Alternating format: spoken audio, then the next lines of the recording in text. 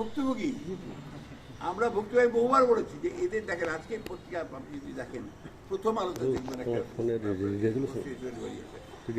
এই সাবকন্টিনেন্টে শুধু নয় পার স্টেশন যতগুলো দেশে অনেকগুলো নির্বাচন এবং সারা এশিয়াতে যে নির্বাচনগুলো হয়েছে তার মধ্যে এশিয়া না বিশ্বে তার মধ্যে কর্তৃত্ববাদী যে দেশগুলো তার নির্বাচনের ইতিহাসগুলো আজকে দিয়েছে আপনারা করবেন, আপনারা দেখবেন যে সেখানে এই নির্বাচন করাটা হচ্ছে একটা নাটক, একটা তামাশা, ওটা দেখাতে হয়, ওটা একটা হাতিয়ার হিসেবে দেখা হয়, কিন্তু আসলে কোনো নির্বাচন হয় না।